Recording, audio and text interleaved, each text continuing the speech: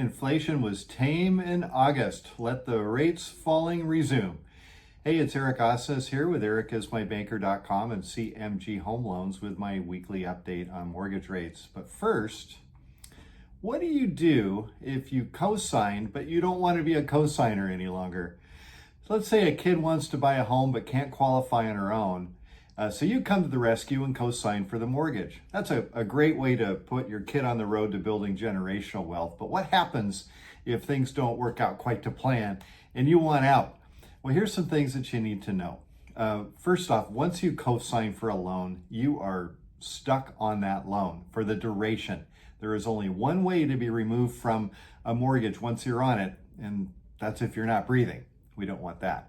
You'd need to either pay off the loan or have your kid refinance in their name only. I bring this up because many believe that recording a quitclaim deed will solve the problem. A quitclaim deed will remove you from the title to the property, but it does not relieve you of your responsibility for the mortgage. You're still on it. You'll no longer be a co-owner of the property, but you're still on the mortgage. It's the worst of both worlds. So get the refinance done first, and then you can record a quitclaim deed at the same time and be free at last. But if the reason that you want off the mortgage is because you're concerned about qualifying for a new loan of your own, you needn't worry as long as you can document that your kid has been making the payments for the past 12 months and that there have been no delinquencies. Bank statements or canceled checks will do the trick, and with that documentation, we will exclude the debt from your qualifying, and you can move forward with your other financing. And now about rates. The personal consumption expenditures, the PCE, the Fed's favorite inflation indicator, fell in August to 2.24% year over year from 2.45% in July.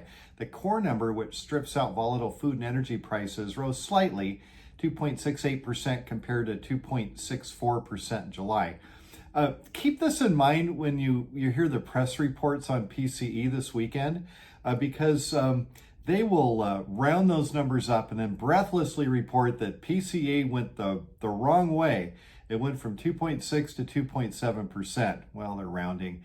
Let's not get too concerned about 0.4%.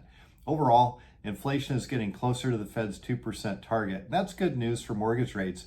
But they won't move lower in a linear fashion. Instead, we're going to see bumps in the road as the bond market reacts to individual economic data.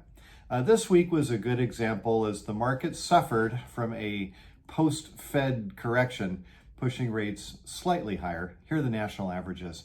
Conventional 30-year fixed rate, 6.21%, that's up 0.04. 15-year fixed rates, 5.58%, that's down a little bit, 0.07.